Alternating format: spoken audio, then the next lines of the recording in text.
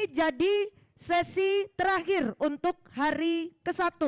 Besok, besok lebih daging lagi karena besok itu akan ada banyak dokter-dokter, akan ada banyak sesi. Aduh, 2 hari kenyang pokoknya di sini ya. Oke, saya nggak mau berlama-lama, ingin berjumpa dengan perempuan cantik. Dia ini yang tadi sudah dibilang sama Miss Rosi. Jadi dia ini sempat IVF juga. Lalu dia ini divonis kanker payudara. Jadi sore hari ini kita akan berjumpa dengan seorang perempuan hebat. Karena kita masih ada dalam edisi Kartini ya. Saya ingin berjumpa untuk ngobrol tentang survivor kanker payudara yang saat ini jadi ibu anak kembar. Coba gimana nggak hebat kalau Tuhan sudah berkehendak, Tuhan bilang iya, ya sudah. Kalau Tuhan memang bilang jalannya belum, bukan tidak, belum. Ikut apa kataku, ya sudah. Ikut apa katanya Sang Pencipta. Kita akan undang tanpa berlama-lama, boleh saya dengar tepuk tangan untuk Vina Tania. Hai, selamat sore. Boleh diantarkan mic-nya Vina. Cepet amat jalannya Sista, ya ampun. Duduk iya.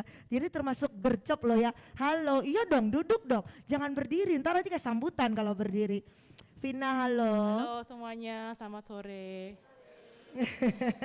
Aduh seneng banget.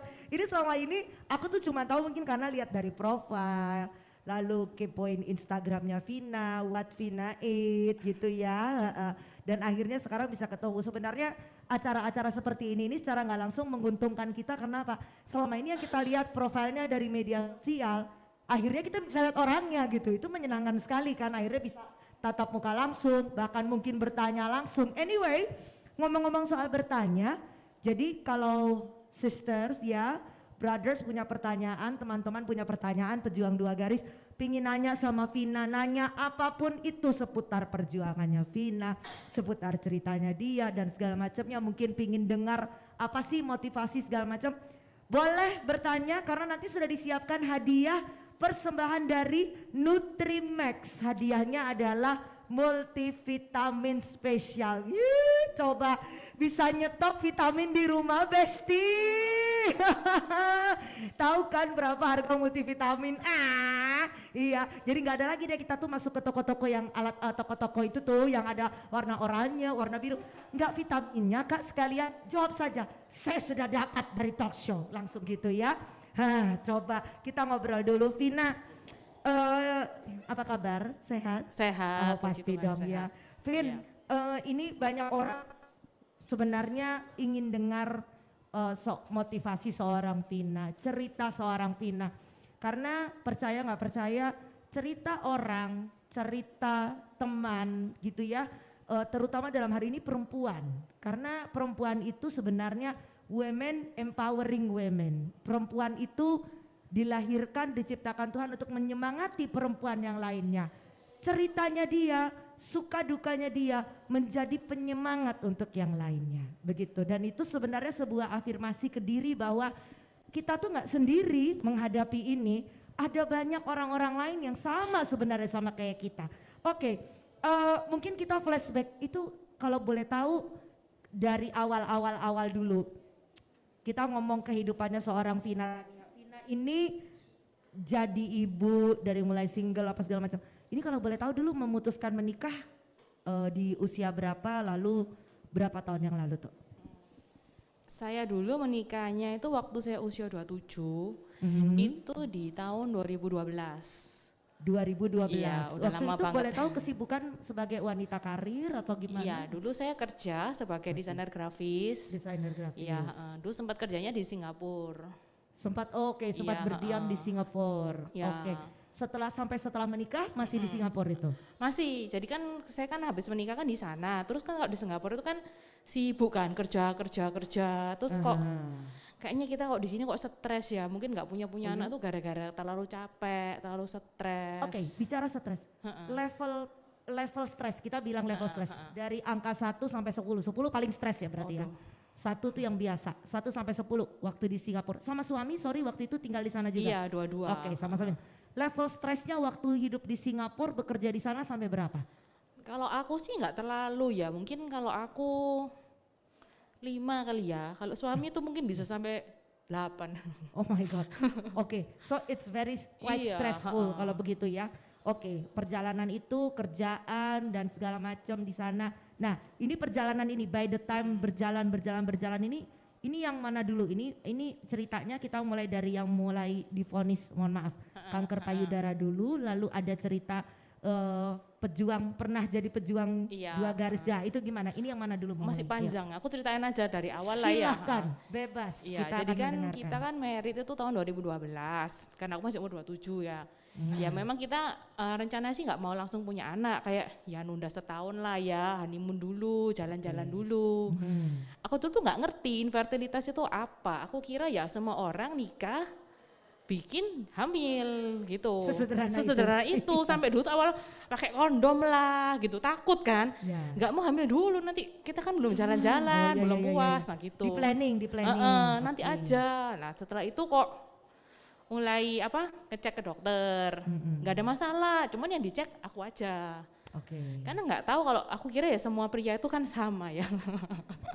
Ternyata enggak ya, terus iya nggak ngerti. Ya, nggak apa-apa, ini kan pemikiran ya sama. Mungkin Iya kita kan juga masih muda kan, nggak ngerti Betul, apa-apa betul. dulu. Terus aku juga merasa aku kalau mens itu juga teratur, nggak pernah Tidak sakit. ada masalah. Nggak masalah, malah aku kira aku nggak mungkin lah susah punya anak, pasti gampang punya gitu. Kalau teman-temanku kan aku dengar kalau yang lagi mens itu sampai yang sakit perut, nggak masuk kerja, itu kayaknya nanti susah punya anak. Kebalik, Oke. ternyata mereka punya anak duluan semua. Oh ya, dari Iya. yang suka sambat cerita tentang perutnya kram segala macam, malah mereka Iya. punya anak. Oke, sejalan waktu. Ya udah, terus Oke. habis itu setelah nikah kayak 2 tahun kan, kok mulai merasa kok lama ya, mungkin kita terlalu stres, terlalu capek. Terus memang suami udah rencana habis nikah sih pengennya pulang ke Indo. Karena kalau di Singapura kan mau punya anak apa tuh susah kan, kayak kita berdua kerja, nanti anaknya mau titip siapa, gitu-gitulah. Di Indo kan ada orang tua yang bantuin, kan bisa ada suster, ada mbak gitu. Di sana kan mahal semua. Ya udah kita pulang ke sini, kita seriusin mau promil. Mulailah kembali ke Indonesia. Iya, ke Indonesia, promil, ke dokter kandungan, tapi gitu yang dicek aku terus. Oh, Terus kamu ya- nggak kesel kan tiap kali kenapa aku terusin dicek gitu ya? Enggak ya? Iya, karena kita taunya promil itu ya ke dokter kandungan, gitu kan. Kan Tapi mau hamil, kenapa kok lakinya nggak dicek gitu? nggak ngerti. Itu setelah ketemu siapa ya, dibilang cowok tuh juga harus dicek karena bisa juga dari faktor sperma. Oke. Oh gitu, ya udah aku baru tahu kan. Akhirnya kita dikasih tahu teman itu ke androlog. Oke, androlog. Nah, ada cek ke androlog, di tes sperma gini-gini, memang ternyata suami ada masalah. Spermanya waktu itu teratospermia ya, pokoknya intinya yang bagus itu jumlahnya dikit, di bawah normal. Oke, bisa dihitung ya. dikit Iya, ya, harusnya kalau mau hamil secara normal itu harus lebih dari itu gitu loh. Oke, di bawah itu berarti jumlahnya. Iya, ternyata ada problem suami, aku nggak ada. Hmm. Tapi aku ceknya kayak USG, terus kayak apa itu yang HSG ya, pokoknya yang kita di Simple cek lah, intinya yang pada Iya, umumnya. cuman yang di permukaan aja Ya. gitu. Ya udah, terus kalau masalah pria kan nggak terlalu berat, ya cuman dikasih suplemen multivitamin, udah oke. Kita coba lagi, tetap belum berhasil. Terus akhirnya dokternya nyaranin, kamu mau inseminasi. Itu tahun keberapa waktu itu? Tahun 2015-an kira-kira lah. Lepas 3 tahun sekitar. Iya, dua lagi. sekitar 3 tahun. Terus Oh, itu kan sekitar juga 3 udah tahun. mulai stres kan, ditanyai, kapan punya anak, kapan punya anak. Setiap ketemu orang kan selalu begitu kan. Ya itu udah mulai terpressure. Udah mulai, kamu ke dokter ini, kamu dokter itu, semua orang bilang gini gitu, ya aku ikutin Kamu semua. ikutin? Oh, wow, hebat sekali kamu mengikuti apa kata semua orang ya. Ini termasuk hebat loh dia ini ya. Udah, kamu ke dokter ini, set langsung kamu ke dokter ini. Itu kamu nggak sempat ngerasa kayak gini ya sih? Ya Tuhan kok capek banget sih ngikutin apa kata Belum, orang. Oh belum sampai di belum. situ, belum levelnya belum. Masih Oke. awal. Lanjut Besti. Udah kamu terus. cerita ke dokter ini loh, temanku kesana hamil. Aku udah Wow, ikut. oke. Ternyata ya semua ya sama aja sih, paling dikasih minuman obat membesar sel telur itu loh, cuma dikasih itu. Nah, Terus kayak nanti hari keberapa USG dilihat telurnya yang jadi berapa, yang besar. Terus dia dikasih, kamu tanggal ini coba bikin. Nah gitu-gitu aja sama sih. Semuanya sama sampai akhirnya capek kan cara biasa. Udah kok belum jadi-jadi ya itu ditawarin inseminasi. Terus ya udahlah kita coba inseminasi yang pertama. Aku juga kepedean, aduh habis ini pasti hamil nih, habis inseminasi pasti hamil ini. Ternyata enggak. Itu tahun keempat berarti enggak? Sekitar 2015 sih, aku lupa. Masih sih. tahun ketiga ya, Ya, mulai berpikiran sama suami, yuk kita inseminasi. Ternyata gagal. Gak semudah itu juga inseminasi. Iya, karena pasti prosesnya panjang juga. Nah itu waktu pada saat sempat di momen kegagalan itu yang kamu rasain sempat apa? Lebih ke arah marahnya, sedihnya, bete, mau mengutuk apa gimana sampai kayak gitu? Enggak sih, cuman merasa kok mahal ya buang uang ya. Kayak gitu. Wow, dia lebih kepada dari sisi ekonomi ya, dari sisi finansial ya. Aduh, mahal-mahal, nggak jadi gitu sobat kamu. Oh, kamu sempat bertindak ingin retur sebenarnya mungkin. Pinginnya ya, garansi iya. Retur, nggak tuh coba retur. Kayak beli barang elektronik dibalikin ya retur. Oke, sempat waktu itu. Tapi kamu hebat juga ya, punya sisi yang tidak terlalu kayak mentally, tapi lebih kepada mahal ya gitu ya. Iya terus kan mikir ya daripada gitu kita mending uangnya buat liburan aja lah kayak gitu loh. Wow ya buat kan? Healing Iya kan lalu sekali inseminasi 5 juta kan bisa ke Bali tuh ya kan. Coba mungkin kita bikinnya di Bali mana tuh nggak stres nah kayak gitu kan. Hebat loh, how can she cope with the stress and emotionally itu nggak semua orang mungkin. Nanti kita akan tanya resepnya apa. Oke lanjut ceritanya lagi. Pokoknya kayak gitu akhirnya ya ya udahlah nggak usah ke dokter lagi lah kayak percuma lah cuman gitu-gitu doang kan kita coba natur aku pede aku merasa aku nggak ada masalah gitu loh ya mungkin ya belum waktunya aja kayak gitu ya udah terus udah kita liburan aja kita santai-santai nggak usah stres kan orang kan mikir kan waktu dia kan banyak cerita kan waktu dia nggak berusaha santai-santai liburan malah jadi kan banyak yang gitu kan ya. Betul. Ya udahlah kita coba cara itu aja kan lebih menyenangkan dan tidak merugikan. Iya. Kita untung, kita senang liburan, jalan-jalan. Ya dokternya yang kaya ya kan. Ya gitu. Stop dulu sebelum kita lanjut, kita cari apa ada dokter di sini. Ya coba ya terus lanjut. Gitu. Terus ya udah terus terus ya tetap ya santai-santai liburan sampai waktu tahun 2017 ya pokoknya kita ya nggak terlalu ambisi lagi lah kayak dikasih ya udah nggak ya enggak gitu terus lebih kayak slow ya. Iya terus ya teman-teman juga apa yang punya anak tuh kok stres ya kayak mulai aduh capek punya anak gini gitu kayak mungkin aku jadi lebih pikir ini kita nih punya anak nggak ya kayak gitu loh kayak lebih jadi tanya apa nggak usah aja, apa nyantai-nyantai aja, kayak nggak terlalu ambisi lagi. Tetapi ya masih dalam hati sih masih tetap pengen, masih penasaran gitu loh. Tapi udah nggak kayak yang dulu awal-awal nikah, kalau ada teman hamil tuh nangis. Sekarang udah mulai nggak. Oh, jadi kamu sudah sampai bisa menghandle level sampai di titik itu iya, berarti? Udah mulai kan udah berapa tahun nikah ya? 5 tahunan lah, udah mulai. Ya Allah udah kelamaan berdua lebih enjoy gitu kan. Nah sampai tahun 2017 itu aku merasa ada benjolan di sini loh di bawah ketiak kiri. Nah, apa ini? Cerita baru muncul berarti. Iya apa ya? Ya nggak mikir kalau itu cancer lah masih umur 32. Ya mungkin paling ya apalah nggak tahu lah. Pokoknya tapi suami bilang ya udah kamu cek aja buruan. Aku udah Google kan, pertama kita sakit kan selalu ke Google kan pertama kali kan. Iya kita sakit gak nyari dokter nyari Google ya kita lagi ya ada apa. Nah kata Google itu kalau ada benjolan gak sakit itu 80% bukan kanker.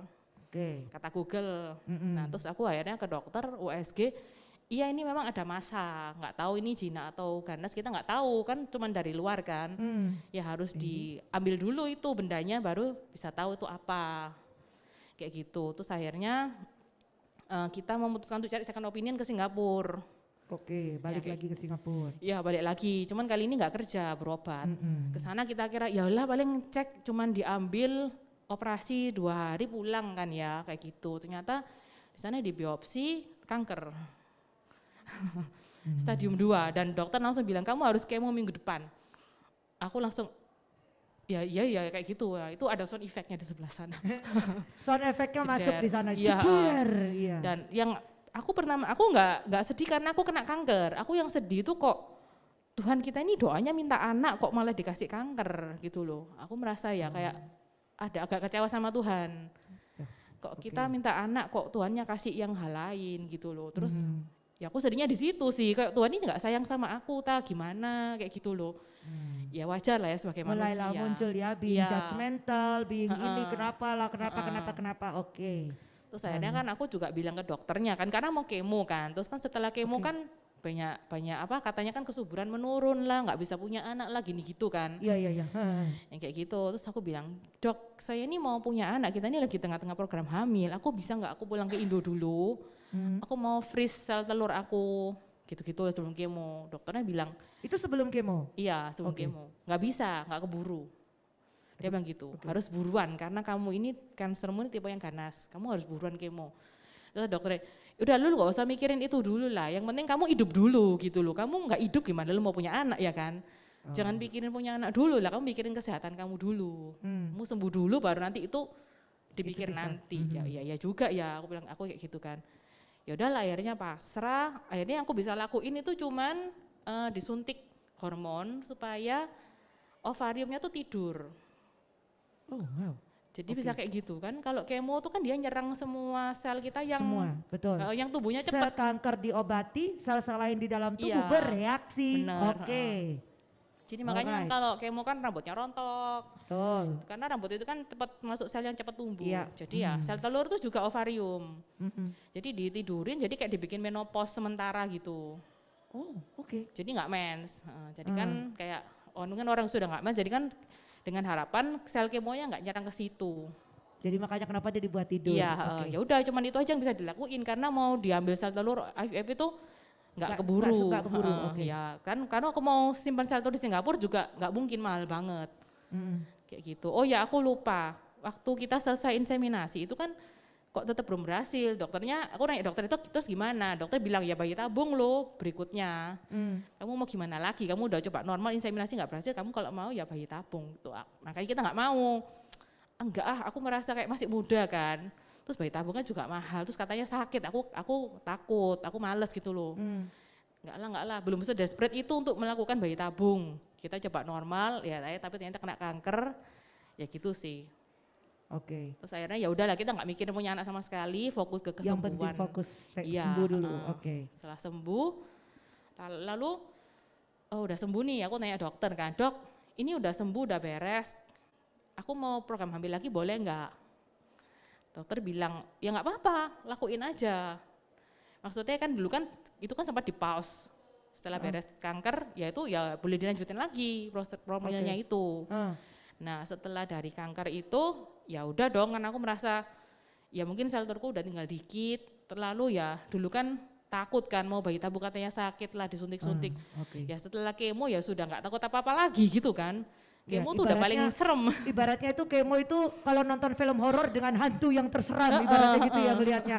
Karena sudah melewati kemo ya.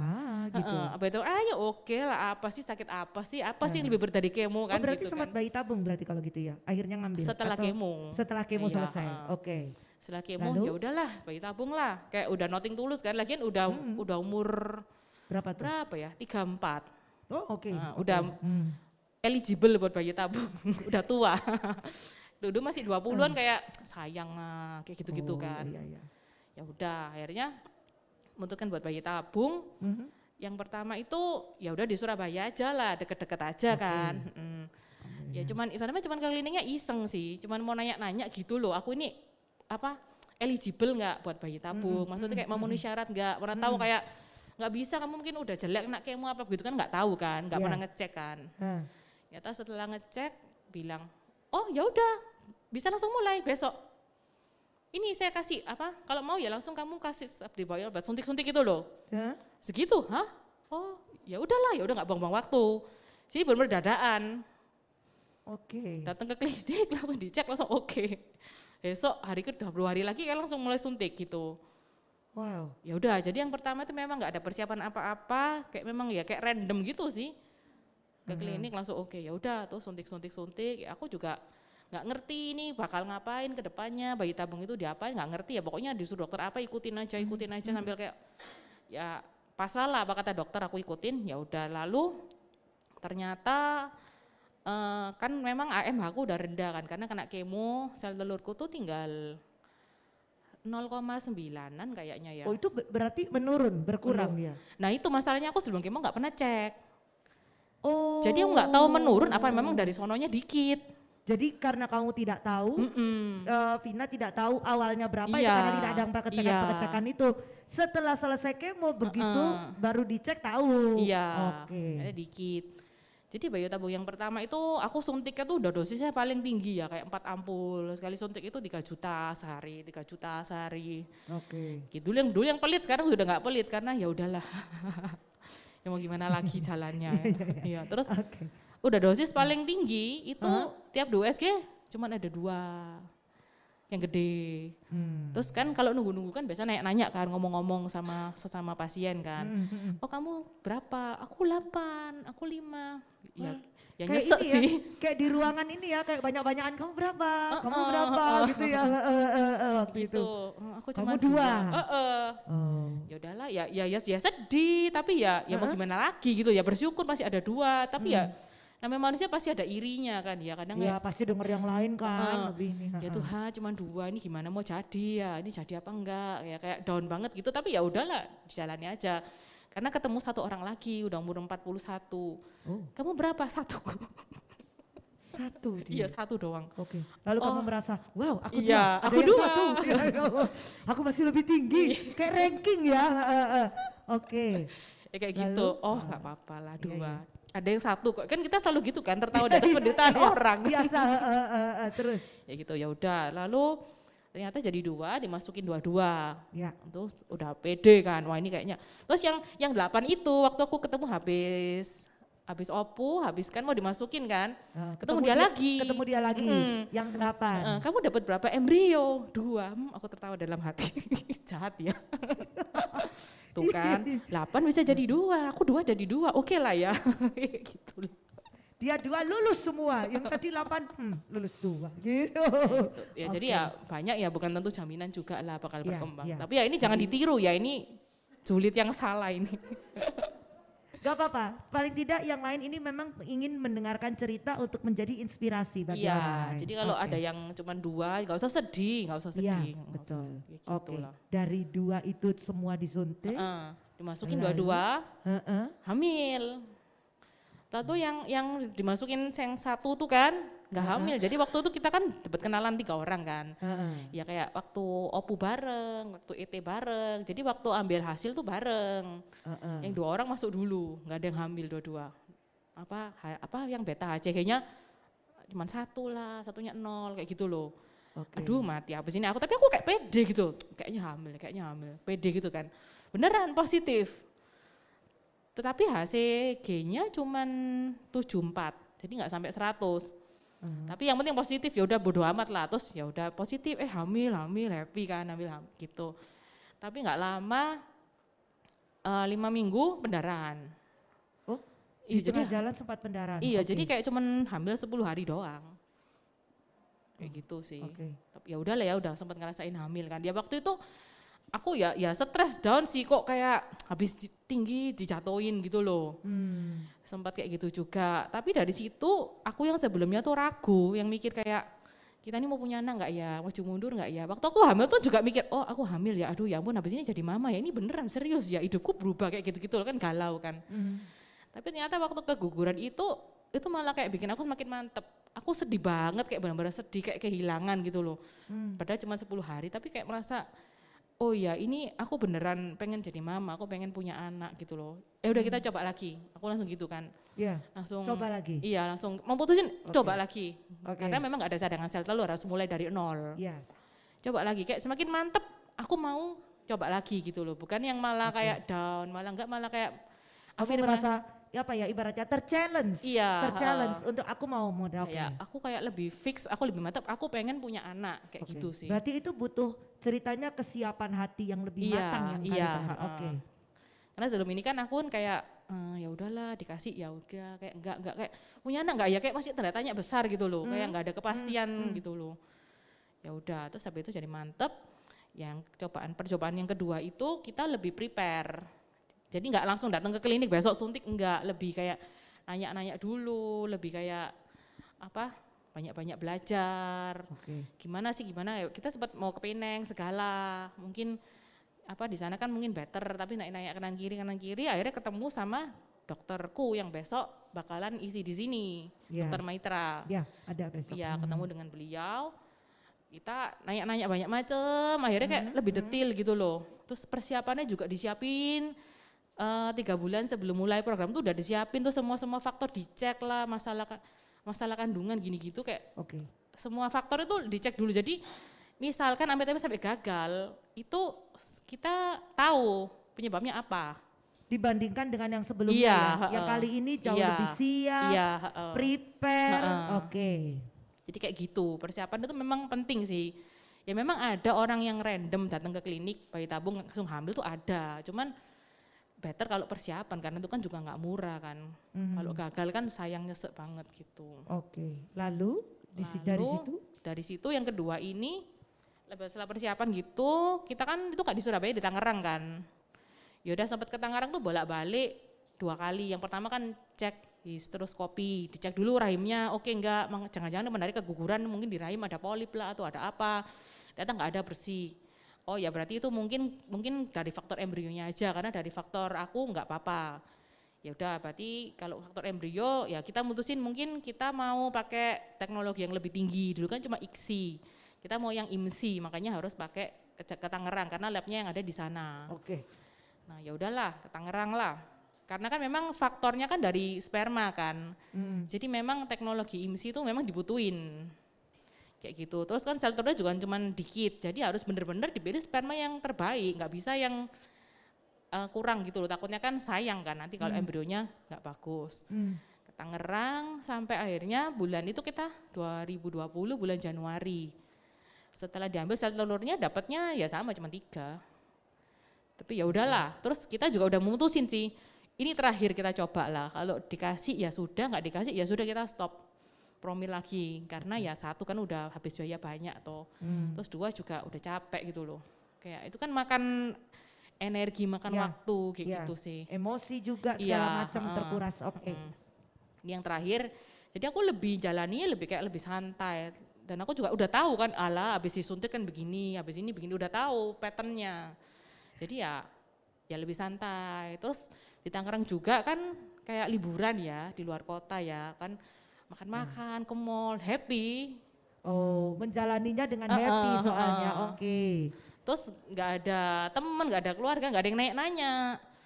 Di sini kapan hari yang pertama aku ke mall, kamu kok jalan-jalan, nggak boleh jalan-jalan istirahat gini gitu.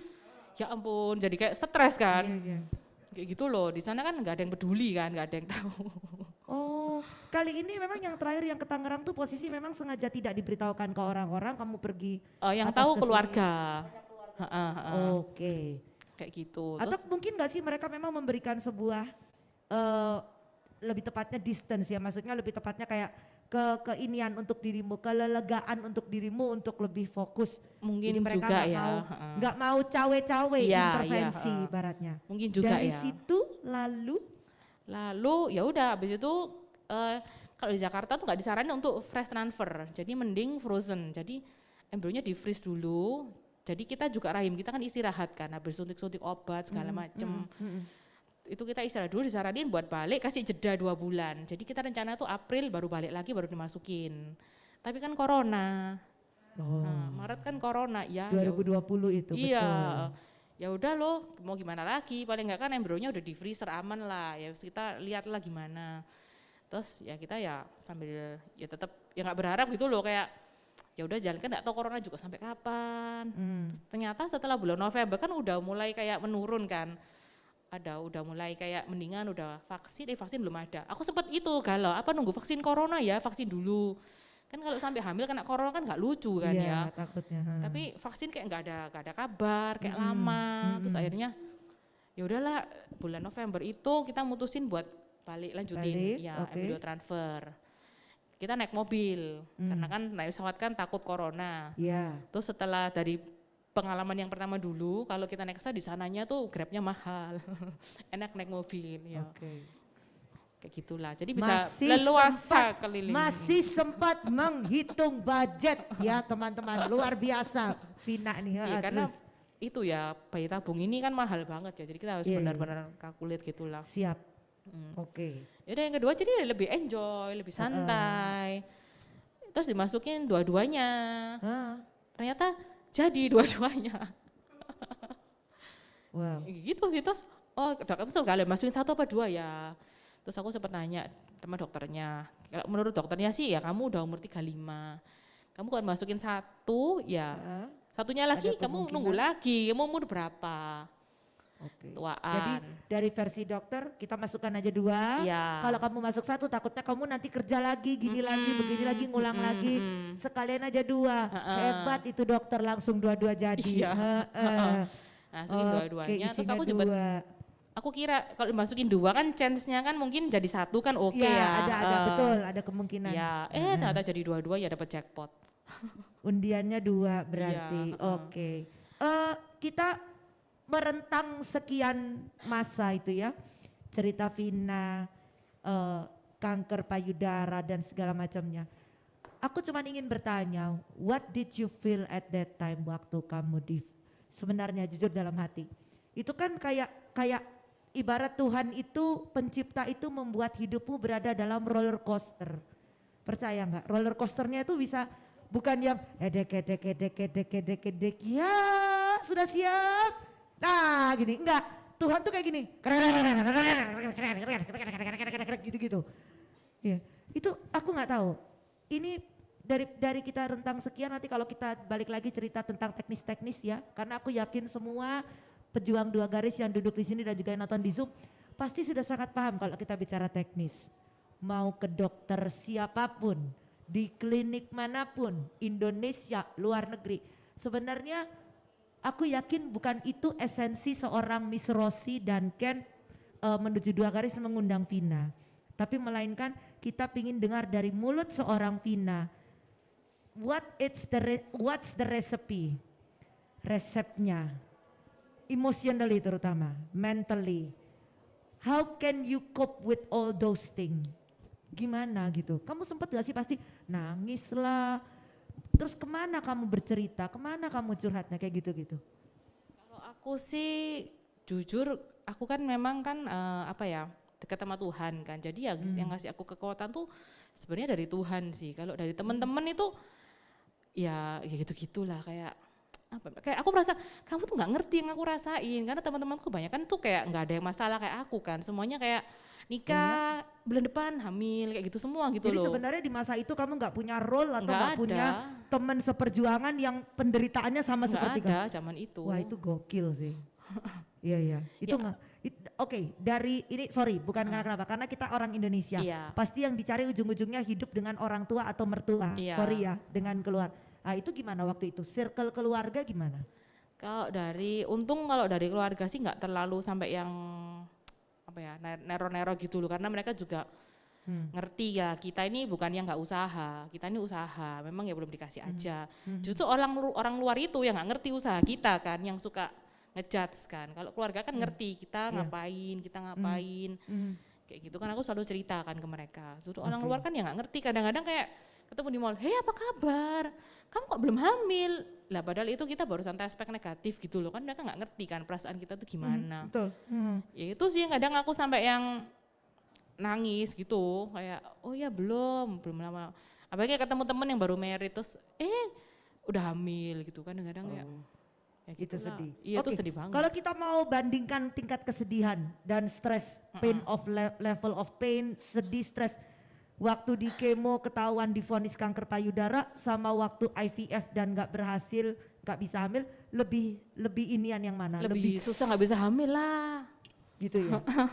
Oh iya. Padahal kanker itu juga sebenarnya itu juga iya loh, iya kan? Loh, kalau kita ngomong kanker, I think everybody, semua nggak ada yang siap mendengar pada saat dokter ngasih tahu kamu kena kanker, kamu divonis kanker. Nobody's ready. Nggak ada yang siap dan nggak ada, aku yakin nggak ada yang bisa menerima. Ya, itu antara kayak kita mau berjuang iya nggak tahu atau pasrah udah di titik itu. Nah waktu itu kamu gimana?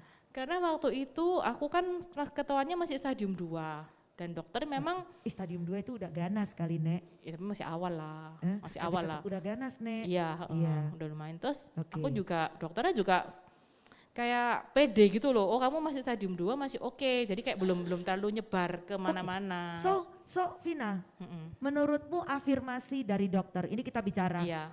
tidak hanya kanker ya, dokter kandungan, obgyn, semua. Menurutmu perlukah seorang pejuang 2 garis, dia butuh ketenangan atau butuh diyakinkan, I don't know apa itu kalimatnya, disemangati atau perlu nggak sih sampai kayak gitu sama dokter? Ya, atau perlu mungkin banget. kalimat yang, atau perlukah kita mencari dokter yang justru menyamankan dan mengamankan kalimat yang bisa dia sampaikan ke kita supaya kita tuh bukannya ketakutan tapi kita malah jadi yakin gitu. Nah kayak gini kan dikasih tahu kanker, kalau di Indonesia, wah mati kamu kanker level 2, udah nggak bisa nih ketemu, pasti ketemu Tuhan ntar lagi. Oh lalu adegan kayak di sinetron nangis-nangisan bersimbah air mata. Ini enggak loh, dokternya bilang ini mesti nggak apa-apa kamu kanker stadium 2, it's okay. Itu kan sesuatu yang berbeda ya nggak sih? Sesuatu yang justru bikin kita bukannya menyerah tapi bikin kita jadi ternyata masih nggak apa-apa gitu. Nah, Perlu banget. Vina, sebelum kita ke audiens, pasti mereka punya ada yang pingin ditanya segala macam. Kita punya hadiah persembahan dari Nutrimax. Apa yang pingin kamu sampaikan, atau aku nggak tahu kalimat apa yang pingin kamu sampaikan ke setiap pejuang 2 garis, karena aku tahu kamu sudah pernah berusaha dan gagal. Oke. Jadi kalau saranku tuh jangan nyerah dan terus kalian harus banyak research, gak bisa asal-asalan. Dan terus jangan ditunda karena ini kita berpacu sama waktu. Memang aku dulu kan, aku merasa aku tuh nyesel, aku ketelatan. Harusnya aku dulu bayi tabung tuh waktu aku masih umur 28, waktu dulu yang tahun 2015 itu harusnya aku langsung bayi tabung. Di bawah kepala 3 berarti. Iya, sebelum aku kemo tuh harusnya chance-nya lebih bagus. Tapi ya cuman memang jalannya gitu ya. Ya jadi ya nggak bisa disesali lah. Tapi saranku buat teman-teman udah nikah 1 tahun belum, 3 tahun belum hamil udah langsung bayi tabung lah. Nggak usah inseminasi lah, aduh percuma, itu chance-nya kecil. Jadi langsung bayi tabung, nggak usah ditunda-tunda. Terus sama bayi tabung juga jangan asal-asalan, harus riset dulu, harus persiapan. Dan cari dokter yang kita nyaman, yang bisa kayak aku tadi loh. Jadi yang fair-fairan ngomong fair di depan gitu loh. Oh kamu kalau gini ya memang chance-mu gini. Enggak yang pasti bisa, kamu masih muda udah tenang aja, atau kamu nggak bisa udah ketuaan, kayaknya susah, jangan kayak gitu. Jadi yang kita nyaman, yang bisa ngomong itu netral, jadi nggak terlalu nakut-nakutin, juga nggak terlalu janji manis. Oke, jadi dia realistis, menyampaikan info selengkap-lengkapnya, nggak pelit info. Kita tanya juga dia responnya cepat. Oke, very nice. Oke, aku akan berhenti sampai di sini. Mari kita ke audience. Tanya apa sama Vina? Aku seneng kalau kayak gini. Yuk, boleh Cici, sisters pertanyaannya apa?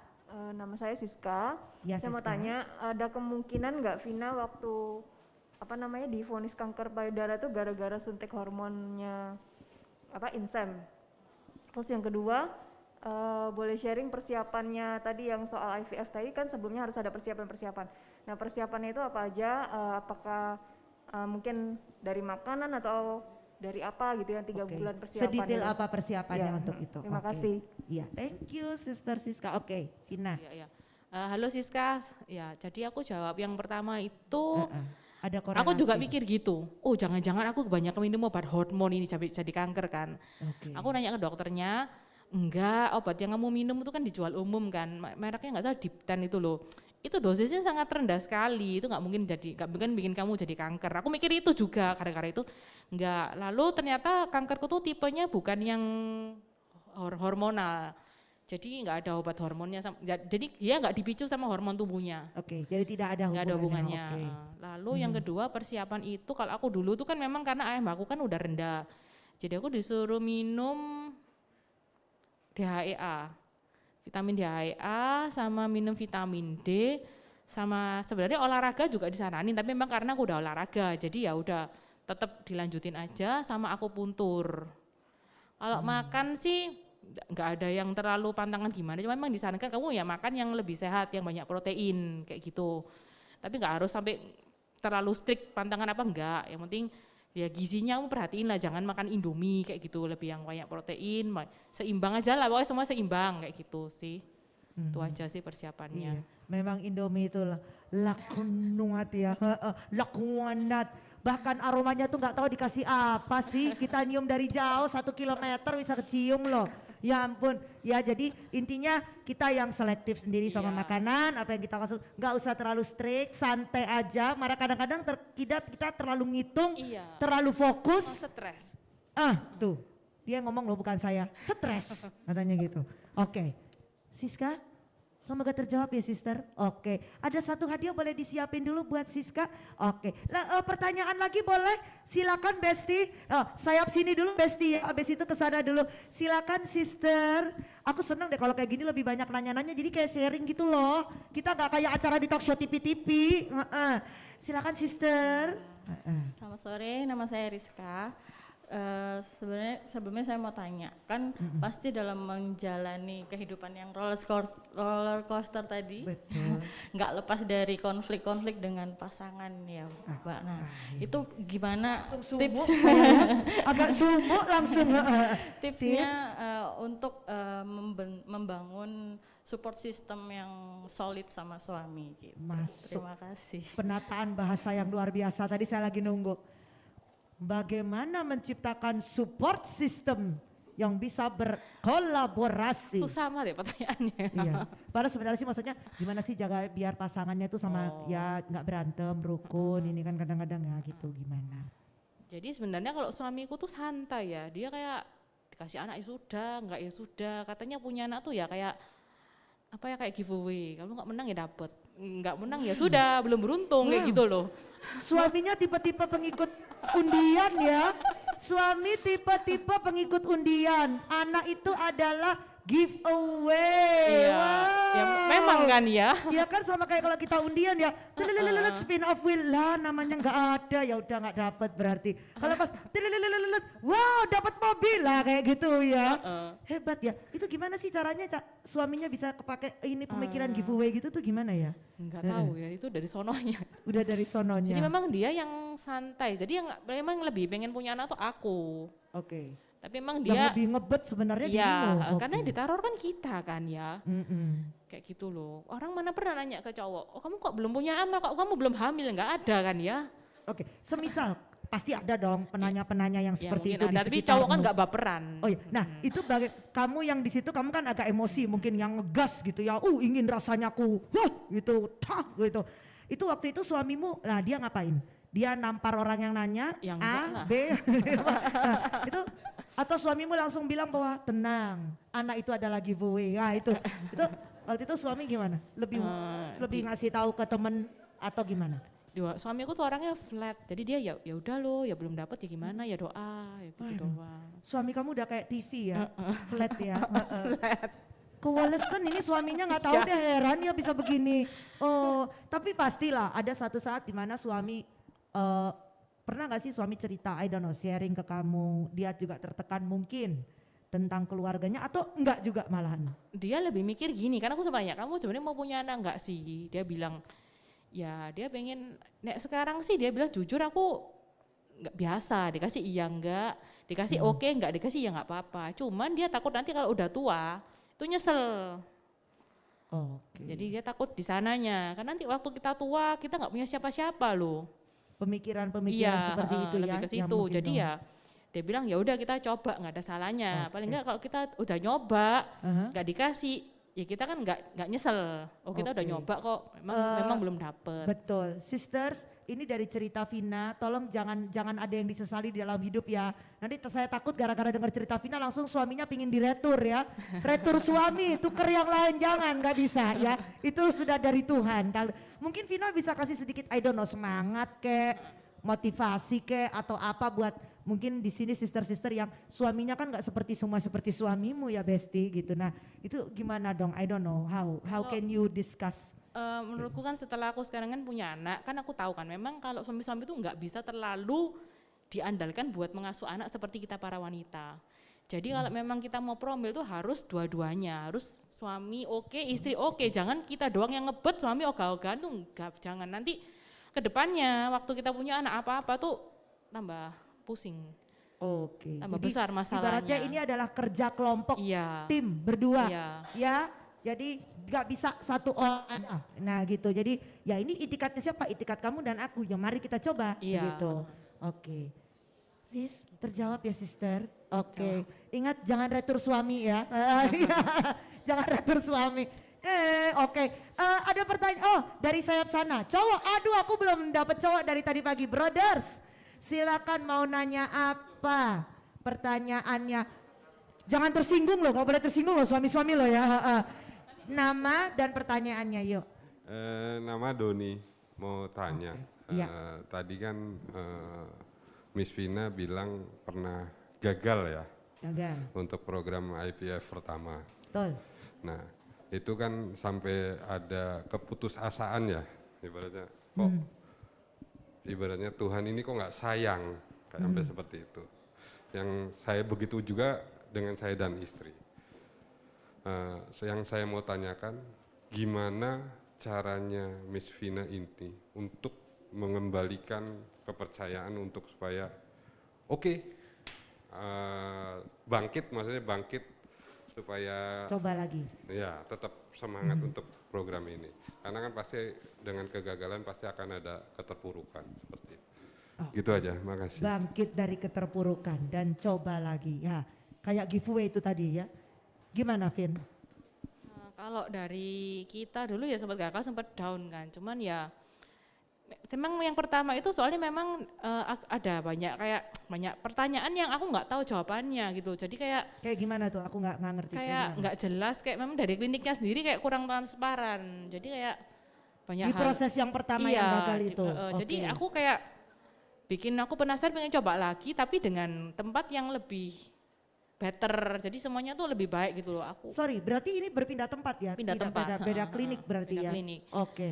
Jadi gitu, jadi yang pertama tuh kayak aku nggak ganjel, kayak misalnya apa ya, mungkin kita ibaratnya tuh diibaratin apa ya, kayak yang pertama tuh kayak misalnya kita tuh pengen A, tapi yang pertama tuh kita misalkan kayak ke Surabaya, pengen makan lontong mie yang terkenal di sana. Tapi kita makannya di tempat B yang kurang terkenal gitu loh. Terus kayak, analoginya kira-kira seperti iya, itu. kayak gak lega ya, kayak penasaran gitu loh. Iya. Emang di tempat A tuh seenak apa sih, kayak gitu loh. Ya gitu sih, jadi aku yang bikin aku semangat itu pengen, mungkin kita kalau coba di klinik yang lebih baik, mungkin hasilnya lebih baik juga. Oke, apakah keputusan untuk yang kedua, keputusan yang kedua yang terakhir yang berhasil, apakah itu didasarkan atas research dua pihak, suami istri, dan oke-nya iya kita Iya. sejalan mau itu, atau kalau dibandingin yang pertama ada perbedaan nggak?